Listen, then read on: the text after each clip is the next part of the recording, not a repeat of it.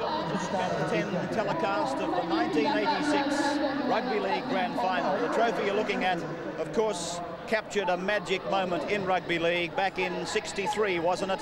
When St George and Norm Provan played Western Suburbs and Arthur Summons. And that, of course, is the Winfield Cup trophy for which Canterbury and Parramatta will compete later this afternoon. The two clubs that have totally dominated the 80s. In 80, it was Canterbury. 81, 82, 83, Parramatta. 84, 85, of course, it was Canterbury Bankstown. And thus, they are the defending premiers. Well, unfortunately for the people coming to the cricket ground today, the weather pattern is in stark contrast to 1985. Very thick, very grey skies, some showers, one falling right now, and the threat, I'm sure, of more to come. The first grand final of the day is underway here. The crowd is already building up. We're expecting the capacity crowd of around about 50,000 here this afternoon for the big one at 3 o'clock. But the under-23s, it's Penrith against the minor premiers South Sydney, who won their way through with an 8-7 victory over Western Suburbs just 2 weeks ago. There's the South Sydney side, bolstered by the return of Harrington, Moon, and also the big prop forward in number 40, Ian Roberts from first grade. And that really is a strong side. They won the minor premiership by 4 points. But of course, today, the question mark to be asked or answered, whether or not this side, the Penrith under-23s, can create Sydney Rugby League history by going through to win their grand final from 5th spot. The Balmain boys tried it from a playoff from 5th spot, Wayne, but fell foul last week. It is a tough assignment. Well, Penrith have done exceptionally well to get this far, and it's going to be a tall order today in the conditions because it's pretty heavy out there, and in this first half they're running into quite a stiff breeze, and I believe they've really got to get first points on the board and get off to a good start. So it's South Sydney in possession of the ball at the moment. That's Chisholm taking play up just 10 metres inside Penrith's end of the ground. It's Weeks that goes into dummy half, and South Sydney move it again towards the centre of the ground, and that's Roberts. He's upended, got the pass back to Neville, but he's grounded about 12 metres inside Penrith's end of the ground. The referee for today's game is Barry Barnes. Going into dummy half as the fullback Brad Webb. He spots the gap and goes to the blind side. Exactly 10 metres out from the Penrith line. 15 minutes gone in the under-23 grand final. It goes out through Neville. There's a good pass. There's a try for South Sydney. The man going over is Alan Nelson. And South Sydney hit the lead by 4 points to 0. Just after 16 minutes of play in the first half of the under-23 grand final for 1986. Just a case of standing in the tackle here. Joey Thomas gets the ball out to Neville. Neville holds the ball up, and over goes Craig Weeks, backing up under the post there. Great support play. So what a way for South Sydney to begin. Darryl Neville, the young 5'8" for the South Sydney side, a chance to put his side even further ahead. He's raised the flag, so the score at the Sydney Cricket Ground, South Sydney lead Penrith by 6 points to 0. And it was the tackle of Darren Curry, the centre three-quarter of Penrith. Now Chisholm works it outside the 22. Webb. That's the man that put South Sydney in the lead. The big prop forward, or the second row forward, Joe Thomas, who put them in the lead by 4 points to 0. The conversion by Darryl Neville sees South Sydney lead by 6 points to 0. As Warren Gentles tries to run the ball outside that 22. Got it back to his fullback. A bad mistake picked up by McCarthy. Downloaded to Harrington for the corner. Bumps off the man, and a try to South Sydney, their second of the match. And a very costly error by Penrith. Darren McCarthy swooping on the ball. And from then it was just shut the gate as he unloaded to his winger, and Harrington went over in the corner. Well, just a fundamental error here. He shouldn't have really passed that ball in that situation. There was no need to take any risks at all. South jolly on the spot. There was just too much strength here from Harrington, and he goes over out in the corner. I think full credit to the South chasers there for being up so far up once these Penrith players got the ball. Well, as I'm saying, Wayne, that the side that makes the least mistakes usually wins grand finals, and I wonder how much Penrith will rue that mistake. That's for sure. They've got to play safe down inside their own quarter, and I suppose a little bit of inexperience showed there. His kick 1 from 1 so far. Will that sneak over? No, it's waved away. So South Sydney lead the under-23 grand final by 10 points to 0.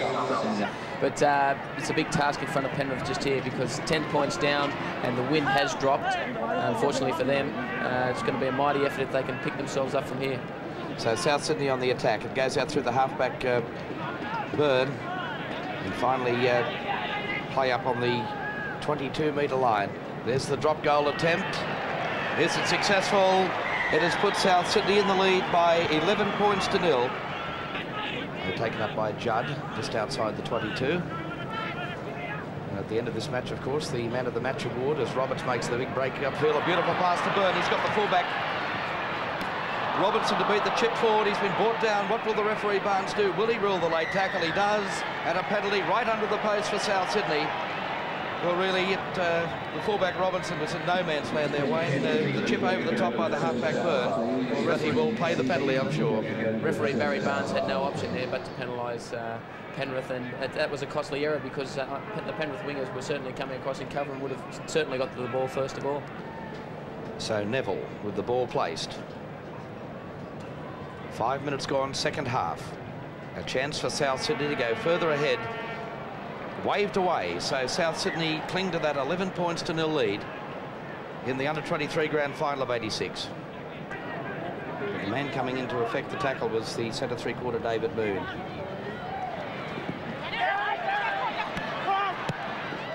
Kick over the top. The ball will run dead in goal. Or will it? It's come back in as Harrington comes back. But Penrith, for about the first time in this match, really putting pressure on the South Sydney line.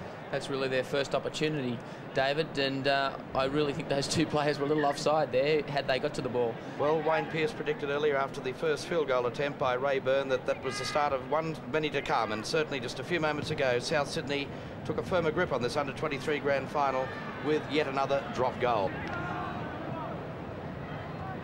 Thompson, Blair. It's Big Carroll, replacement player on the Penrith side. Delaney at halfback is slotted into dummy half. There's Fitzhenry with the grubber kick for the corner. Ball rolling end on end. That's a great kick by Penrith, and that's put them into an attacking position, really, Wayne, for probably only the second or third time in this grand final. It certainly has, David, and unfortunately for South Sydney, Ian Roberts has just left the field. He looks a little tired, but he's been replaced by Darren Maroon. Just a reminder that I'll be joined by Billy J. Smith and Billy Anderson for the reserve grade grand final between Eastern Suburbs and Parramatta. The big one coming up in about 10 minutes or so from here. It's just on 4 minutes remaining in the under-23 grand final. South Sydney leading by 12 points to 0. There's a kick through. The ball going into touch about a metre short of the Penrith line. That's Gentles with the ball. Fitzhenry to Vitanza. To Geyer. Good pass away for Delaney, the halfback. He's worked very hard. The pass on the far side for Rod McNeil, but he's claimed well and truly inside the South Sydney end of the ground. And play will restart with the scrum. Maroon with the pass. Neville, short of the quarter line. Steve O'Day, a dummy half.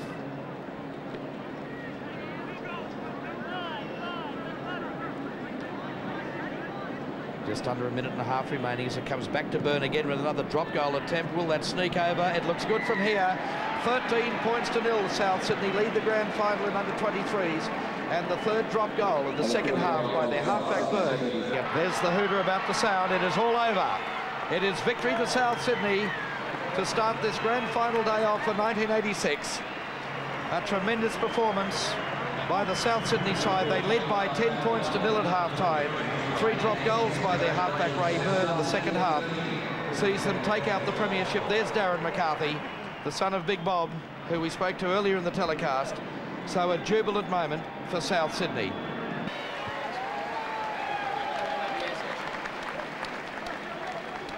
On behalf of the South Sydney Rugby League Club, the under-23s, all 30 of them, we did it for ourselves, no one else. We'd like to thank the supporters for all year. They've stuck by us. And thank Penrith for such a great game in the grand final. Thank you.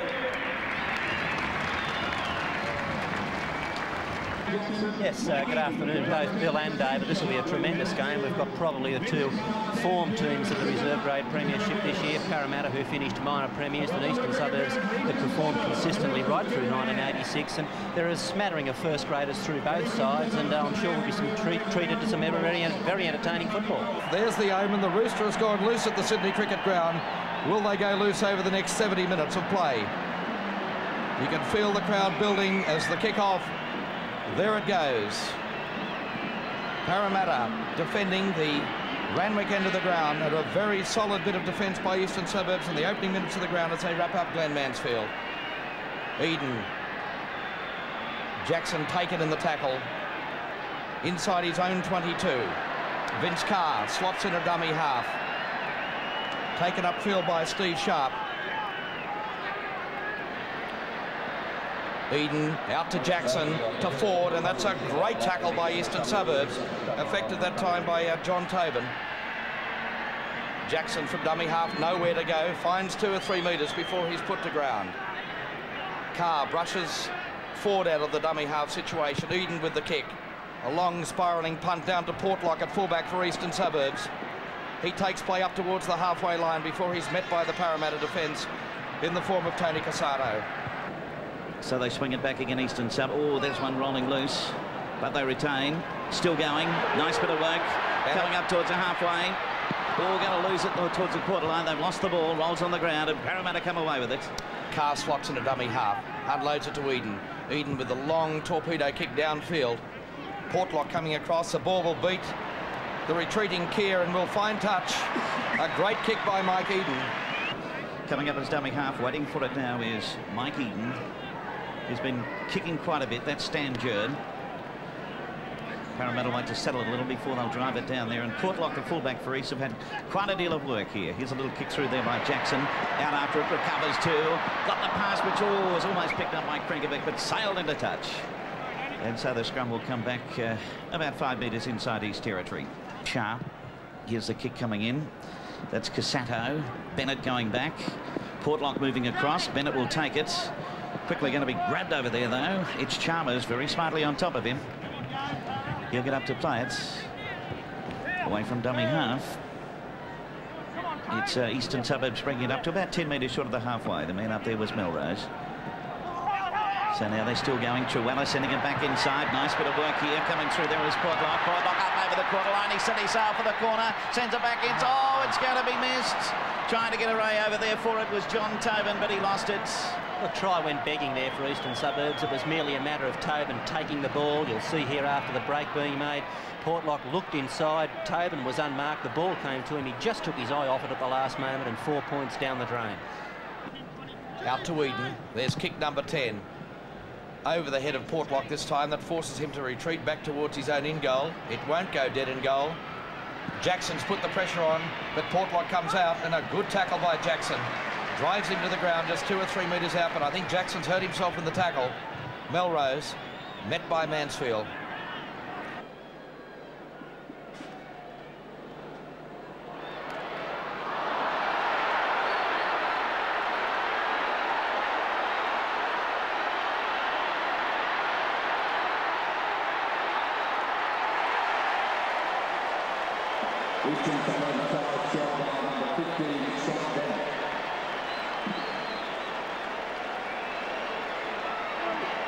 Dummy half waiting there is John Thomas, the hooker. Dave Brown. Brown setting it up in the centre there. They're right in just about to the left-hand side of the goalpost, only about 10 metres out. Swinging it back. The kick is going to be away. Yes, waved away. A shot at field goal there by Portlock is waved away, so we'll see Parramatta about to set it up. So no change to the score at the moment. East leading Parramatta by 6 points to 2. The crowd really building up now for the first grade grand final this afternoon, which you'll have on Channel 10 uninterrupted. So still we have the injured player Spina down there receiving attention. East leading by 6 points to 2. That's Dave Truella. Truella still going up over the quarterway. A bustling run there from Truella. He'll get up to play it. Winding up a dummy half again is Thomas. Thomas will swing it back. Here's the shot at goal again. Having a go up there this time is Melrose, and Melrose is successful. Tony Melrose putting over a drop goal. So that gives Eastleigh now off 7 points to 2. That's a great effort by Melrose. He kicked this one into the breeze. It wasn't all that far out, and he was under a great deal of pressure, but the Eastern Suburbs coach, Jim Morgan's got to be more than happy with this first half performance. Now Eden slots in a dummy half, goes to the blind side through Jerd. Looked for the support of Atkins on the outside, but couldn't get the pass away. Atkins, who struggled early in this first half with a leg injury, to Eden, to Casato. Now Jackson. Space, we've got Krencevic in the line. He's up over halfway, step back inside the defence. Good play by Parramatta, but the pass has gone astray. Mansfield picks it up, but the referee has allowed play to go on. So pressure in the final seconds of this first half. Tremendous play that time by the fullback Krencevic. As the half-time hooter sounds, the pass went astray. Half-time of the Sydney Cricket Ground in the 1986 reserve grade grand final, and Eastern Suburbs doing it well. They're leading Parramatta by 7 points to 2. And talking about that first half, we just have some tape here of the Roosters man of the match, you might like to call him, here in the first half. He's managed to elude all his so-called captors. Right at the end there, though, I just wonder if it's an omen. The man that did pounce on the Rooster and catch him there was a man wearing the Canterbury colours. It might be the omen for a little bit later on. He was just throwing side steps left, right and centre, and really putting in a big performance in the first half. Looking for Leggett to link up there. Leggett, in fact, is the man that goes into dummy half. Running from dummy half. 10 metres short of the Parramatta line. Eastern Suburbs on the attack and leading by 7 to 2. Truella goes on his own.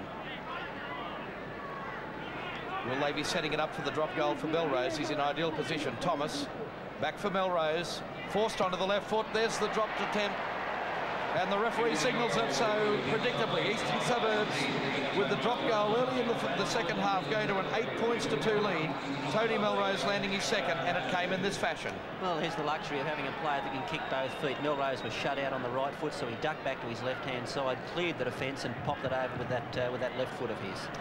Tobin almost up onto the Parramatta quarter line. He'll get up to play it. Thomas dummy half again, going on his own this time, finds a bit of a gap, sneaks through, eventually put down after gaining about 5 metres. He'll get up to play it with the dummy half as Tobin again. Tobin swings it back to Dave Brown. Dave Brown standing up in the tackle, but eventually they'll put him down. He'll get up to play it, and the dummy half waiting up there is Portlock. The fullback has swung through. Here's Melrose again. Another drop shot at goal has come off a Parramatta player, but Parramatta in possession in the in-goal area.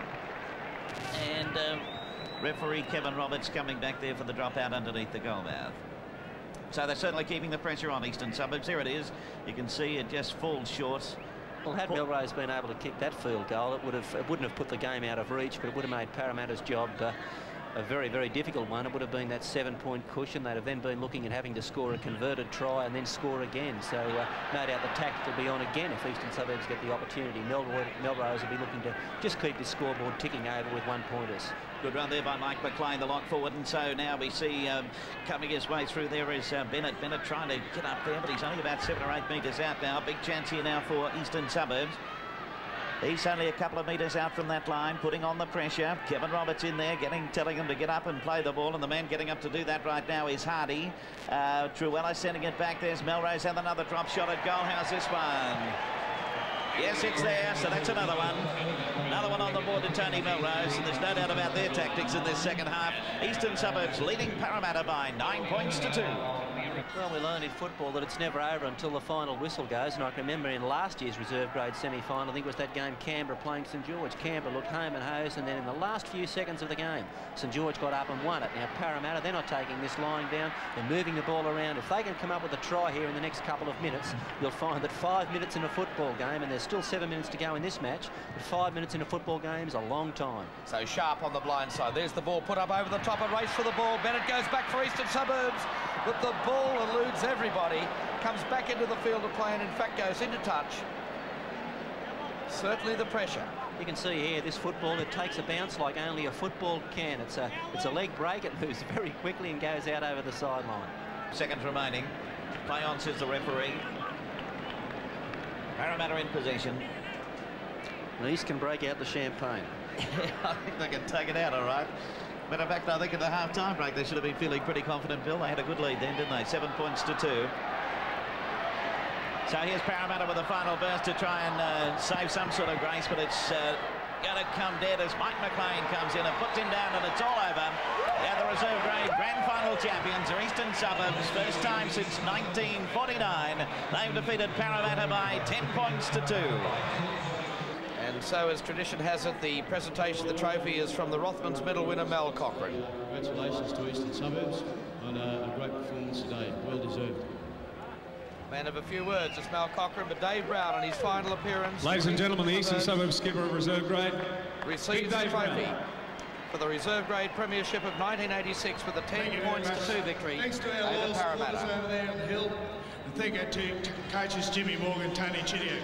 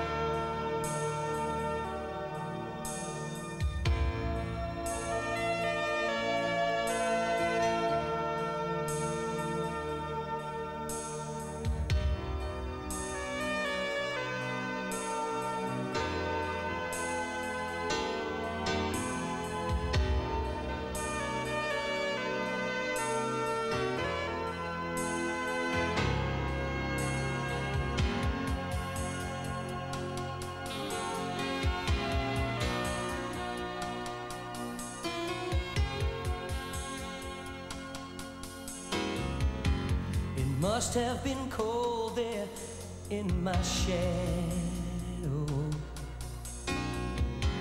to never have sunlight on your face.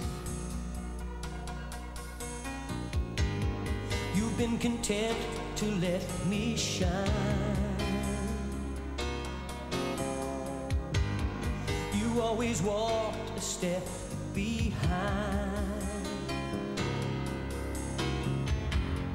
I was the one with all the glory, while you were the one with all the strength. Only your face without a name.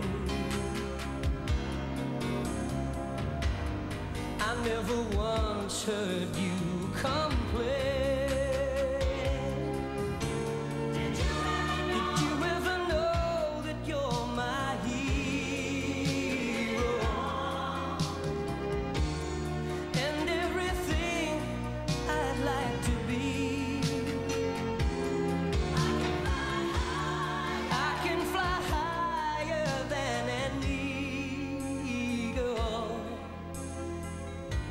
With you as the wind beneath my wings.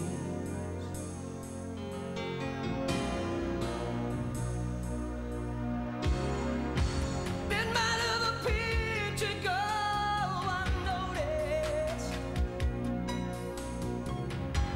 but I've got it all right here in my heart. I want you to know